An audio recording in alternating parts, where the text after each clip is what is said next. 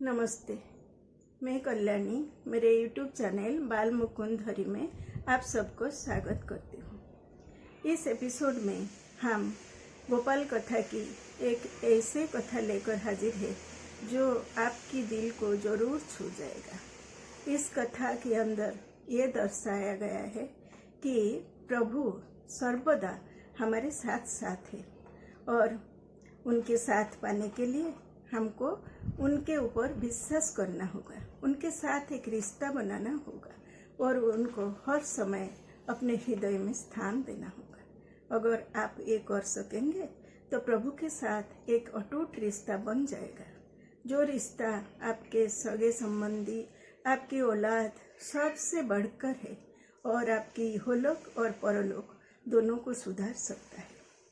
जैसे महामाया देवी के जीवन में ये घटित हुआ था, तो अब हम ये कथा सुनेंगे। बहुत साल पहले की बात है। कोलकाता में एक व्यवसायी रहते थे। उनकी हीरे और जवाहरात की व्यवसाय थी। वो बहुत धनी थे। उनके नाम था धीरेन्द्र नाथ सरकार और पत्नी का नाम महामाया सरकार। वो दोनों पति पत्नी बहुत धनी होते हुए भी बहुत सरल थे। अतिथि अभ्यागत की सेवा करते थे, तीर्थ व्रत पुण्य का सब कुछ करते थे, दान पुण्य करके बहुत सारे पुण्य कमाते थे। पर प्रभु की लीला तो हर समय विचित्र ही होता है। उनके यहाँ कोई संतान संतति नहीं था। उस समय की समाज की प्रथा अनुसार लोग उनके पीठ पीछे बहुत बात करते थे, जो कि उनको दुख देता था। इनके तो कोई संतान नहीं है, इनका मुख देखना भी पाप है और ये सब धन क्यों इकट्ठा कर रहे हैं, कौन इनका भोग करेगा, ये सब बात बोलकर बहुत दुख देते थे उन्हें। महामाया देवी सर्वदा उदास उदास रहते थे और ये रात को वो सोते समय रो रो कर गुजार देते थे। उनके पति उन्हें दिलासा देते हुए ये बोलते थे, तुम दिल छोटा ना करो, प्रभु तुम्हारे बहुत करीब है, वो कुछ ना कुछ करेंगे और तुम्हारे दुख जरूर दूर करेंगे। ऐसे में एक दिन एक सन्यासी महामाया के द्वार पर भिक्षा लेने आते हैं और सन्यासी की उज्जवल कांति और प्रशांत मुखमंडल, उनके होठों में एक हंसी देखकर महामाया देवी प्रभावित होते हैं और भिक्षा की थाली लेकर आते ही सन्यासी को देते हुए रो पड़ते हैं। सन्यासी पूछते हैं, क्या हुआ माँ, आप रोते क्यों हो? महामाया देवी बताया, देखो हमारे यहाँ कोई संतान नहीं है और संतान की दुख ये क्या होता है एक निसंतान ही जानता है। ये बोलकर वो रो पड़े। सन्यासी कुछ क्षण नीरव रहे, फिर बोले, माँ इस जन्म में तुम्हें कोई रक्त मांस की औलाद तो नहीं मिलेगा, पर प्रभु बहुत दयालु है, वो स्वयं आपकी संतान बनकर आना चाहते हैं, क्या आप उसे ग्रहण करेंगे? ये बोलकर सन्यासी महामाया को देखते रहे। महामाया भी आश्चर्यचकित होकर सन्यासी को देखते रहे। इतने में सन्यासी हंस हंसकर अपने झूले से एक लड्डू गोपाल की मूर्ति निकालकर महामाया को देते हैं और बोलते हैं, माँ ये भगवान आज से आपके पुत्र रूप में उपस्थित है और एक पुत्र जो कर सकता है ये उससे कहीं ज़्यादा आपको आनंद दे सकते हैं और आपको इहलोक और परलोक दोनों को सुधार सकते हैं, अगर आप इसको पुत्र की स्नेह ममता सब कुछ दे सके तो। महामाया देवी गोपाल को देखते रहे। इतने बड़े बड़े आंखें, होठों में एक सुंदर सी मुस्कान और शरीर की कांति सोना जैसी झटक रही है। यह देखकर वो गोपाल को सीने में लगाए और उनके शरीर में एक सिहरन सी दौड़ के, जैसे वो भगवान को अपने सीने में लगाए हुए हैं। ये सोचकर उनकी आंखें बंद हो गई और जब वो आंखें खुले तो देखे सन्यासी उधर नहीं थे। वो तो घबरा गए और फिर उनके नौकर चाकर सब लोगों को इधर उधर भेज दिए जो सन्यासी को बुलाकर लाए, पर वो लोग ऐसे ही आ गए। बोले सन्यासी कहीं नहीं मिले।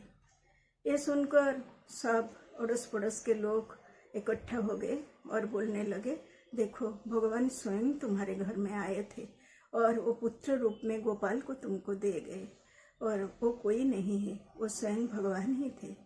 ये सुनकर महामाया देवी बहुत संतुष्ट हुए और उसी दिन से वो गोपाल की सेवा में अपने आप को समर्पण कर दिए। जो लोग उन्हें बांस बोलते थे और निसंतान बोलते थे, वो लोग फिर आ गए और बोले, देखो तुम कितने भाग्यवती हो, भगवान तुम्हारे घर पुत्र रूप में आ गए और अब तुम भगवान की माँ बन गए। पर महामाया देवी किसी से कुछ नहीं बोले, सिर्फ भगवान की सेवा में अपने आप को नियोजित करते रहे। और वो सुबह सुबह उठकर एक कटोरी भर के दूध लेके गोपाल को खिलाते थे। और आश्चर्य की बात यह है कि गोपाल वो कटोरी भर दूध खा लेते थे, पी लेते थे उनके हाथों से। यह देखकर सब लोग आश्चर्यचकित होते थे और धीरे धीरे लोग उधर इकट्ठा होते थे ये दृश्य देखने के लिए कि गोपाल कैसे महामाया के हाथों से दूध पीता है। ये देखकर उनके सगे संबंधी और अड़ोस पड़ोस के लोग उनके घर में आकर इकट्ठा होते हैं और महामाया बहुत सारा प्रसाद बनाकर सब लोग को वितरण करते हैं। इतने में महामाया देवी गोपाल के लिए हीरे जवाहरात का गहने मंगाए और पाट पीताम्बरी मंगाए, एक चंदन काठ की डोला लाया गया और गोपाल की सेवा होता रहा। एक राजकुमार की तरह गोपाल उधर सेवा पाते रहे। महामाया देवी कभी लोरी गाते थे, कभी डोला डुलाते थे और कभी गोपाल को गोद में लेकर अपने बगीचे में घूमते थे। ऐसे में उनके पाँव तो जमीन में नहीं लगता था। वो हर दम गोपाल की चिंता में ही अपने आप को नियोजित रखे थे और जो जिसे भी देखते थे वो ये बोलते थे, मेरे गोपाल ऐसे है, मेरे गोपाल वैसे है, वो ऐसे खाता है, ऐसा पीता है और ऐसे मेरे बात सुनता है, ये सब बोलते थे।